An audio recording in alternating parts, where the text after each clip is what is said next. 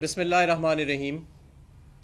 آج ایک بڑی حیرت انگیز لیکن توقع کے مطابق بھی ایک طرف سے ایک ڈیولپمنٹ یہ ہوئی کہ سپریم کورٹ کا جو حکم ہے کہ 20 ارب روپے فوری طور پر الیکشن کے انعقاد کے لیے ministry of finance election commission of Pakistan کو فراہم کرے، تو بجائے کہ منوعاً سپریم کورٹ کے فیصلے پر عمل درآمد کیا جاتا، ہماری اس پی ڈی ایم کی رجیم نے الیکشن سے فرار اختیار کرنے کے لیے راج ریاض کی اسمبلی میں، جو کہ اب صرف ایک مذاق ہی رہ گیا ہے، اس کا بل جو ہے وہ ٹیبل کر دیا۔ اور پہلے تو یہ ڈرامہ کیا گیا، آئی ایم ایف جو ہے وہ اجازت نہیں دیتا ہمیں 20 ارب روپے دینے کی، تو آئی ایم ایف کو خود سامنے آنا پڑا، اور بڑی شرمندگی کی بات ہے پاکستان کے لیے کہ آئی ایم ایف کو یہ کہنا پڑا کہ ہماری طرف سے کوئی ممانعت نہیں ہے الیکشن کے فنڈز کے اجراء کے لیے۔ اس کے بعد سپریم کورٹ کو یہ کہا گیا کہ ہمارے پاس 20 ارب روپے ہیں ہی نہیں۔ پھر وہاں کھڑے ہو کے سپریم کورٹ کو یہ بتانا پڑا کہ بھائی 20 ارب روپے کا یہ مطلب ہے 0.01% سالانہ خرچہ وفاقی اور صوبائی حکومتوں کا، یعنی 20,000 ارب روپے اس سال وفاقی حکومت اور صوبے مل کے خرچیں گے۔ 20,000 ارب روپے۔ آپ کا صرف جو وفاقی حکومت کا خسارہ ہے وہ 6,000 ارب روپے ہے، اور وہاں پہ 20 ارب روپے کا کہا گیا کہ ہمارے پاس موجود نہیں ہے۔ ذرا آپ اندازہ لگائیں ان کی ہٹ دھرمی کا اور ان کے الیکشن سے خوف کا۔ سپریم کورٹ کے چیمبر میں کہے لگے جب یہ بات ایڈیشنل سیکرٹری فائنانس نے کی۔ جو سیکرٹری فائنانس ہیں وہ ایک ذمہ دار آدمی ہیں، وہ اس دن بیمار ہو گئے تھے اور آج وہ کچھ دن کی چھٹی پہ چلے گئے ہیں، کیونکہ ان کو معلوم ہے کہ یہ ایک انتہائی مزاحیہ بات ہے اور جمہوریت اور آئین کو کی شکنی کے مترادف رکھتی ہے، تو انہوں نے یہ ذمہ داری اپنے کندھوں پر نہیں لی۔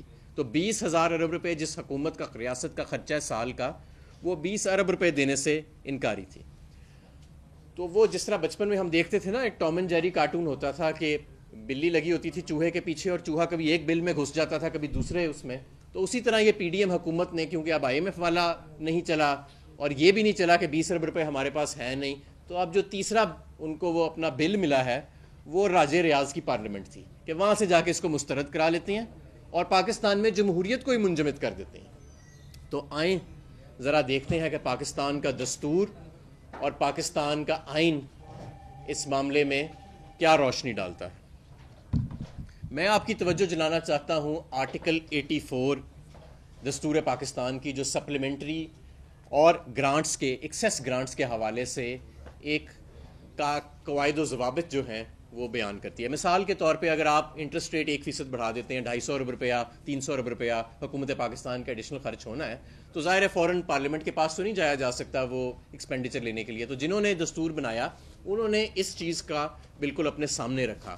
اور بڑے خرچے ہوتے ہیں، آپ روزمرہ میں بہت سارے ایسے خرچے ہوتے ہیں جو آپ نے بجٹ میں نہیں لیے ہوئے، تو ظاہر ہے ریاست کا کام رک تو نہیں نہ جاتا، جس طرح یہ کہہ رہے ہیں کہ جمہوریت ہی رک جائے گی، ایسے تو نہیں ہوتا۔ تو آرٹیکل 84 کیا کہتا ہے؟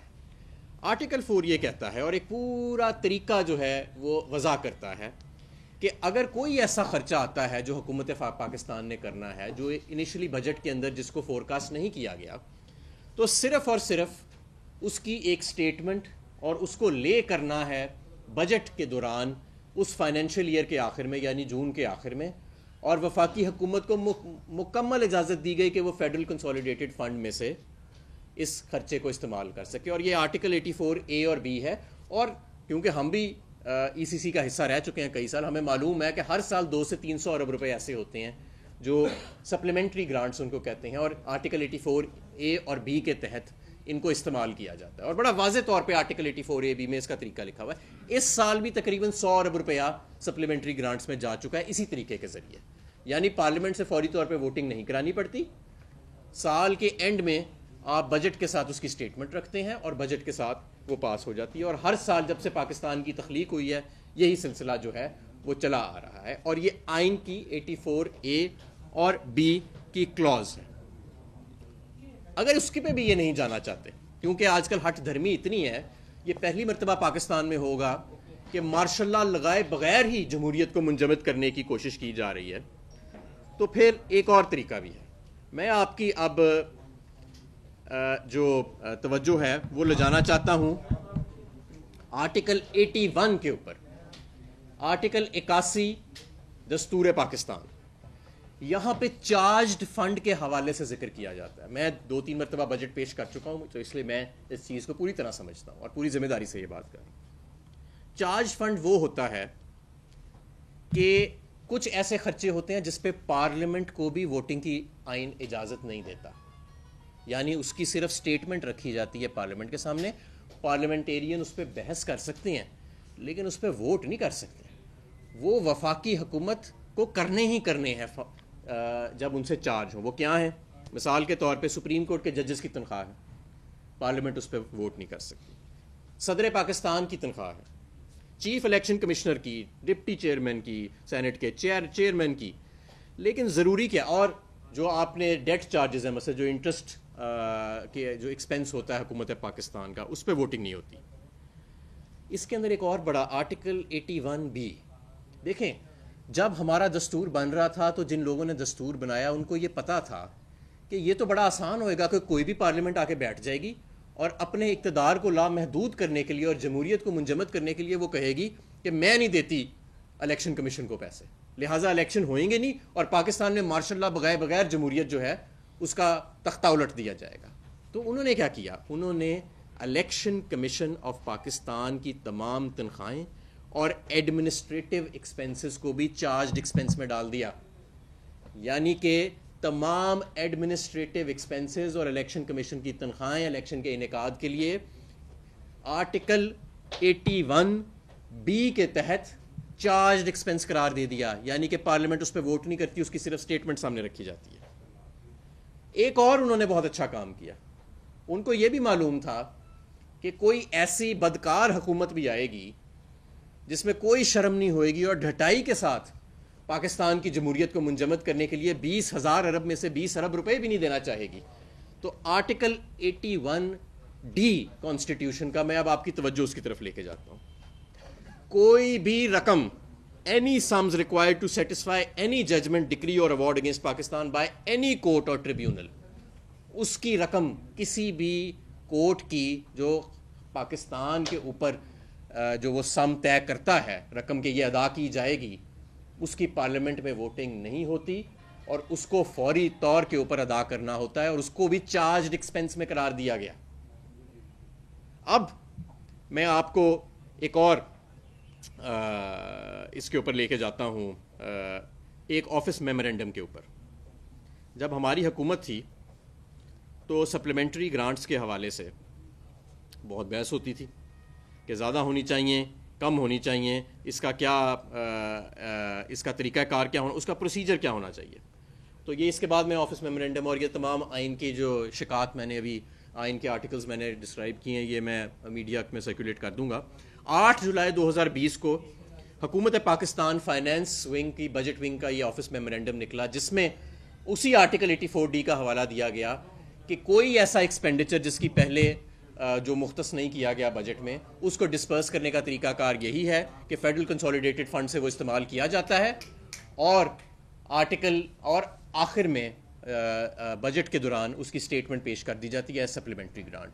یاد رہے کہ سپلیمنٹری گرانٹ جو ہر سال 200 سے 300 ارب ہوتی ہے اس پہ بجٹ کے اینڈ میں پارلیمنٹ ووٹ کرتی ہے، لیکن جو چارجڈ ایکسپنس ہے اس پہ ووٹنگ کی آئین اجازت نہیں دیتا اور اس کے اندر یہ ساری چیزیں آ جاتی ہیں کہ الیکشن کمیشن کے ایڈمنسٹریٹو ایکسپنسز، سپریم کورٹ کے ججز کی تنخواہیں، جو پاکستان میں سود کے اوپر جو رقم ادا کی جاتی ہے وہ تو یہ وہ یا کوئی بھی ایسا کورٹ جس نے کوئی رقم مختص کی ہو کہ پاکستان نے ادا کرنی ہے اس کو بھی چارجڈ ایکسپینڈیچر کے اندر قرار دیا گیا ہے. اور میں ایک بار پھر آپ کو بتاؤں گا کیونکہ یہ پاکستان میں پہلی مرتبہ ہو رہا ہے کہ سپریم کورٹ کے کسی جج نے پی سی او کا حلف نہیں اٹھایا ابھی، لیکن پھر بھی کچھ ایسے نوٹس آ رہے ہیں جس سے لگتا ہے کہ جمہوریت جو ہے شاید اس کی، میں بڑے احترام سے یہ بات کرتا ہوں، میرے لرنڈ ججز ہیں اور میرے لیے ان کا بڑا احترام ہے، لیکن ان کے نوٹ سے اختلاف کرنا میرا حق ہے. تو کچھ ایسے نوٹس بھی آ رہے ہیں جہاں پہ ایسے لگتا ہے کہ جیسے جو آئین کے اندر جمہوریت کی سینکٹٹی ہے شاید اس کو وہ اہمیت نہیں دی جا رہی ان ججز کی طرف سے جو دی جانی ہے، اور ابھی کسی جج نے پی سی او کے تحت حلف نہیں اٹھایا. یہ وہ واحد حکومت ہے جو ماشاء اللہ لگے بغیر 20 ارب روپے کا انکار کر کے راجہ ریاض کی پارلیمنٹ میں سے اس کو مسترد کرا کے اپنے اقتدار کو لامحدود کرنا چاہتی ہے اور جمہوریت کا تختہ الٹنا چاہتی ہے. تو انہی کے لیے یہ آرٹیکل 81D اور article 84A of the constitution جو ہے یہ بنایا گیا تھا, کیونکہ جو فریمرز تھے کانسٹیٹیوشن کے ان کو یہ معلوم تھا کہ ایک وقت آئے گا کہ جب کبھی ایسے بدکار لوگ بھی خدا نخواستہ پاکستان پہ اور ایسے بے شرم لوگ پاکستان پہ حکمران بن جائیں گے جو اپنے اقتدار کے لیے 20,000 ارب میں سے 20 ارب روپے دینے سے انکار کریں گے, تو کانسٹیٹیوشن نے ان کو بائنڈ کر دیا. اور یہ کسی ایکٹ آف پارلیمنٹ کے ذریعے, کسی عام لیجسلیشن کے ذریعے آئین کی کسی شک کو ختم نہیں کر سکتے. اور میں تو بلکہ یہاں تک کہوں گا کہ آئین کی کسی شک کو آپ ویسے بھی ختم نہیں کر سکتے جو جمہوریت کا تختہ الٹے, کیونکہ پری ایمبل آف دا کانسٹیٹیوشن یہ کہتا ہے کہ کانسٹیٹیوشن بنا ہی اس لیے ہے کہ اللہ تعالیٰ کے بعد اس ملک کے اندر جو اللہ تعالیٰ کی مخلوق ہے وہ حکمرانی کا فیصلہ کرے گی. یہ پورے آئین کی ہماری روح ہے اور یہ بنیاد ہے جس پر آئین کھڑا ہے. کوئی ایک 20 ارب روپے کا ایکٹ آف پارلیمنٹ جو راجہ ریاض سے یہ ڈس الاؤ کرائیں گے وہ آئین کی اس روح کو ختم نہیں کر سکتا, اور نہ ہی کوئی ڈسینٹنگ نوٹ, کوئی لیٹر, کوئی ایسی چیز جو ہے وہ اس کو کر سکتا ہے. ہاں پہلے ماضی میں پی سی او کے تحت ججز نے حلف اٹھائے, ہاں ماضی میں پہلے جمہوریت پہ شب خون مارا گیا اور یہ سارا کچھ ہوتا رہا, لیکن یہ پہلی مرتبہ ہو رہا ہے کہ جمہوری چہروں کو آگے کھڑا کر کے یہ کام کرایا جا رہا ہے. یہ پہلی مرتبہ ایسے ہوا ہے. اب میں آپ کو یہ بھی ذرا ایک دفعہ پھر بتانا چاہتا ہوں کہ یہ 20 ارب روپے کیا معنی رکھتے ہیں آپ کے بجٹ کے اندر. میں نے جیسے پہلے آپ کو بتایا کہ پی ایس ڈی پی کا خرچہ آپ کا تھا کوئی 700 ارب اس سال, اس میں سے 250 ارب خرچ ہوا ہے ابھی تک, 550 ارب کی سیونگ وہاں سے ہے. 7,000 ارب تقریباً 7,000 ارب آپ کا ایف بی آر کا ریونیو ہے. 6,000 ارب آپ کا فیڈرل کنسولیڈیٹڈ ڈیفیسٹ ہوئے گا اس سال. 20,000 ارب جس میں سے 11,000 ارب وفاقی حکومت کا اور باقی صوبوں کا خرچہ ہوگا. 20,000 ارب, اور اس میں سے 20 ارب کتنا بنتا ہے؟ 0.001%. راؤنڈنگ آف ایرر جو ہوتا ہے نا, راؤنڈنگ آف ایرر اکاؤنٹنٹ سمجھیں گے, یہ اس میں بھی نہیں آتا. تو اس کو بنیاد بنانے کی کوشش کی گئی ہے. تو میں سمجھتا ہوں کہ یہ آئین کے خلاف ہے. آرٹیکل 81D کے تحت جو سپریم کورٹ کے فیصلہ جو ہے اس کو عمل درآمد کرنے کے لیے چارج ایکسپینڈیچر میں بھی اس کو کلاسیفائی کیا جا سکتا ہے. آرٹیکل 81C کے تحت الیکشن کمیشن کے ایڈمنسٹریٹو ایکسپینسز میں بھی اس کو قرار دیا جا سکتا ہے. یہ وہ 2 ایکسپینسز ہیں جس پہ پارلیمنٹ میں ووٹنگ بھی نہیں ہوتی. اور آرٹیکل 84A کے تحت, جس کے تحت ہر سال 200 سے 300 ارب روپے سپلیمنٹری گرانٹ پاس کی جاتی ہے, یہ اس کے اندر بھی شامل کیا جا سکتا ہے. آئین اس پر بڑا واضح ہے. آئین یہ اجازت نہیں دیتا کہ کوئی منتخب یا غیر منتخب حکومت بھی الیکشن کا خرچہ روک کے جمہوریت کا تختہ الٹ سکے. ہمارا آئین اتنا کمزور نہیں ہے. ہمارے آئین کی روح جو ہے وہ جمہوریت کے ساتھ منسلک ہے. تو انشاءاللہ تعالی جس طرح باقی ان کے تمام حربے ناکام ہوئے ہیں جمہوریت کا تختہ الٹنے میں, یہ والا جو حربہ ہے یہ بھی انشاءاللہ تعالی ناکام ہوگا. اور مجھے پورا یقین ہے کہ 14 مئی کو صوبے کے الیکشنز ہوں گے, اور جتنی جلدی یہ الیکشنز ہوں. آج اسحاق ڈار صاحب بڑی معیشت کی تعریفیں کر رہے تھے. اگر اتنی اچھی معیشت ہے تو دے دو نا 20 ارب روپے. بھائی 20 ارب روپے دیتے ہوئے موت کیوں آ رہی ہے پھر؟ عمران خان کا اتنا ڈر ہے, اتنا خوف ہے کہ اپنی 2 خاندانوں کی اجارہ دری کو مکمل کرنے کے لیے جمہوریت اور آئین کا ہی تختہ الٹنے کی سازش ہے, عدلیہ کو تقسیم کرنے کی سازش ہے, الیکشن کمیشن, FIA, نیب, ان سب کو متنازع بنانے کی سازش ہے. کیوں؟ کیونکہ 2 خاندانوں کا سرمایہ اور ان کے ذاتی مفادات جو ہیں وہ داؤ پر لگے ہوئے ہیں. تو ہم یہ انشاءاللہ تعالی ایسا نہیں ہونے دیں گے. بہت شکریہ. یہ بتائیں میاں صاحب, اب 2 ایشوز بن گئے ہیں.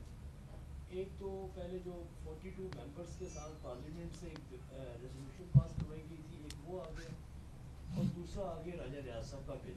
جی کل جس وقت سپریم کورٹ طلب کریں گے الیکشن کمیشن کو 20 ارب کے پیسوں کے معاملے پر, پی ٹی اے بھی اس میں فریق ہے, آپ ان دونوں پہ کنٹمپٹ لگوانے کی کوشش کریں گے کہ جو 42 ممبرز ان میں اکثریت اسپیشل سیٹس پر آئی ہوئی ہے, 28 وہ ہے, اور راجہ ریاض صاحب, ان دونوں پر اب جائیں گے اگر یہ پروسیڈنگ آگے بڑھتی ہے 20 ارب کے, تو یہ دونوں پر بھی ڈسکوالیفیکیشن کی لگوائیں گے کنٹمپٹ؟ بالکل ہم لگوانے کی کوشش کریں گے. دیکھیں اس کی وجہ یہ جو 42 ممبرز نے ریزولوشن پاس کی, اس میں سے میرے خیال ہے 28 ممبرز تو وہ ہیں کہ جو مخصوص نشستوں پہ آئے ہیں, ٹھیک ہے نا, اور باقی بھی ان میں سے کوئی وزیر ہی نہیں ہے. وزیر قانون نے اپنی سکن بچاتے ہوئے خود اس پہ دستخط نہیں کیے, آپ اندازہ لگائیں. وزیر خزانہ نے بھی نہیں کیے. تو یہ اس ریزولوشن کی تو خیر کوئی ایسی وقت نہیں ہے، لیکن جو ظاہر ہے کہ جو آئین شکنی کرے گا پاکستان کا، جیسے میں نے بتایا کہ جو دستور ہے اس کی جو بنیاد ہے وہ جمہوری نظام ہے، اگر اس کو ضرب لگانے کی کوشش کی جاتی ہے تو ظاہر ہے کہ پھر آرٹیکل 6 جو ہے وہ کس چیز کے لیے بنا تھا، وہ انہی چیزوں کے لیے بنا تھا۔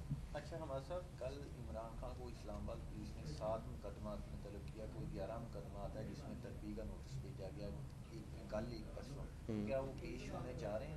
ابھی دیکھ لیتے ہیں جی، ہم اپنے وکلاء سے اس پہ مشاورت کریں گے اور اس کے بعد انشاءاللہ شام تک صورتحال آپ کو واضح کر دیں گے۔ میں کوئی ایسا مسئلہ نہیں، عمران خان صاحب پہ 127 پرچے ہیں کہ پتہ نہیں کتنے پرچے ہیں، اور ان کا جو جس شخص نے، نوید نے ان کو قتل کرنے کی کوشش کی، اس کو ویڈیو لنک کی سہولت دی گئی ہے، عمران خان صاحب کو ابھی تک ویڈیو لنک کی سہولت نہیں دی گئی۔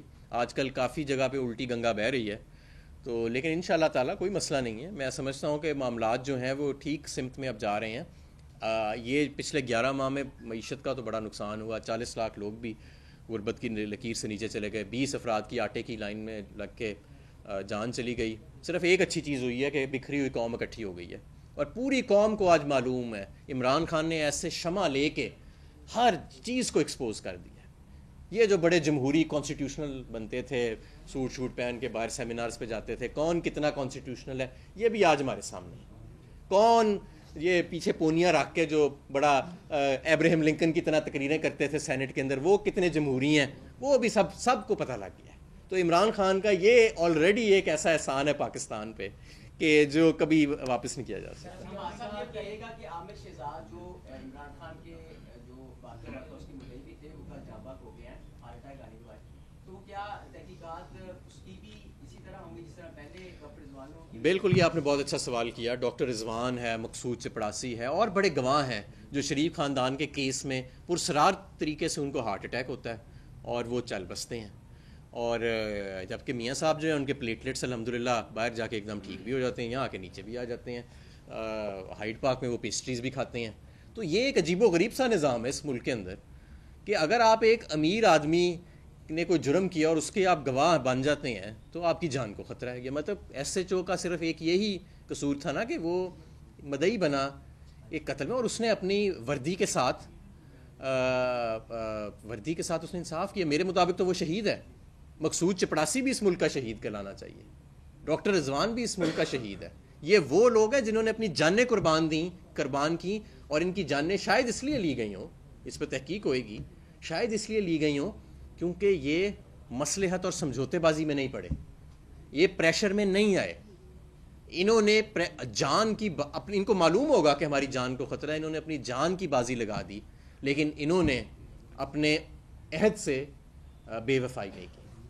تو میں یہ جو پڑھے لکھے لوگ ہیں، سوٹ پہننے والے جو باہر سیمینارز پہ جا کے جمہوریت پہ لیکچر دیتے ہیں، میں ان سے بھی کہوں گا کہ آپ بھی اپنے عہد کی وفاداری کریں، ورنہ یاد رکھیے گا کہ تاریخ میں جو لکھا جائے گا نا، وہ تاریخ کسی کے ساتھ رعایت نہیں کرتی۔ سر آپ نے کہا کہ جو حکومت ہے، جیسے کہ آپ نے کہا الیکشن نہیں کروانا چاہ رہے ہیں، نہ تو بجٹ جو ہے وہ جاری کر رہے ہیں، اگر بالفرض یہ ہوتا ہے کہ ابھی محض 1 مہینہ یا کچھ دن باقی ہیں انتخابات ہونے میں، 14 مئی تک اگر نہیں ہو پاتے انتخابات، تو اگر لایا بنتا ہے؟ دیکھیں یہ تو بڑا سادہ سا ہے، آرٹیکل 81D کے تحت سپریم کورٹ نے صرف ایک آرڈر دینا ہے کہ میری رائے میں نہیں میں آپ کو بتاتا ہوں نا، آرڈر یہ دینا ہے کہ یہ چارج ایکسپینڈیچر کے اندر آ گیا اور اس کی اسٹیٹمنٹ جو ہے وہ پارلیمنٹ کے آگے ٹیبل کر دی جائے، اور دیٹ از آل ریکوائرڈ، اور فوری طور کے پر فنڈز جو ہیں وہ ٹرانسفر ہو جائیں گے۔ وہ تو عدالت نے میں سمجھتا ہوں بڑا لحاظ کیا کہ انہی کو ڈسکریشن دی، ورنہ عدالت 20 ارب روپے کے ایگزیکٹ ٹرانسفر کا میکینزم بھی بنا سکتی تھی۔ عدالت اب بھی ان کے ساتھ بہت لحاظ کر رہی ہے، لیکن بہرحال میں سمجھتا ہوں الیکشنز آگے نہیں کرائے جا سکتے۔ آئین اور دستور کو آپ پوری قوم، یہ میں نے جیسے پہلے بتایا کہ کیا کسی نے ابھی پی سی او کے تحت حلف لے لیا ہے؟ کیا ملک کے اندر مارشل لا لگ گیا ہے؟ نہیں لگا نا۔ تو اگر ایسے نہیں ہے تو پھر تو آئین اور قانون کا ہی راج ہوئے گا، اور عوام جو ہے وہ آئین اور دستور کے ساتھ کھڑی ہوگی۔ تھینک یو جی۔ تو نظر آ رہا ہے سامنے لکھا ہوا ہے ظلم مٹنے کے لیے 2 چیزوں سے مٹے گا بھائی۔ ایک، عدل کی کرسی پہ جو لوگ بیٹھتے ہیں نا، وہ عدل کے حساب سے فیصلے کرنے لگے، دوسرا قوم نکل کھڑی ہے اس ظلم کے خلاف، تو ظلم ختم ہو جائے گا، یا ان دونوں میں سے کوئی ایک چیز ہو جائے یا دونوں ہو جائے۔ اگر 420 کا مقدمہ تھا، اس وقت عدلیہ میں جو لوگ بیٹھے ہوئے کیس دیکھ رہے تھے وہ پوچھتے نا یار چیٹ ہوا کون ہے، جب ان کو دکھتا کوئی چیٹ نہیں ہوا کیس ختم کر دیتے، تو ظالم ظلم کر ہی نہیں پاتا۔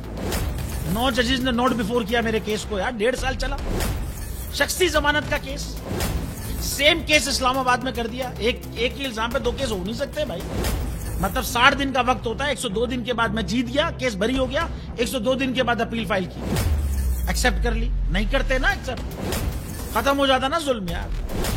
भरी अदालत में मुझे बरी कर दिया, फिर पता नहीं क्या हुआ, 2.5 घंटे बाद का नोट बिफोर, मैं नहीं सुनता ये केस, खड़े रहते अपने फैसले पे, मिट जाता जुल्म। अल्लाह ताला ने बिठाया इन कुर्सियों पे इनको यार, ये अल्लाह ताला की तरफ से फैसले करने हैं।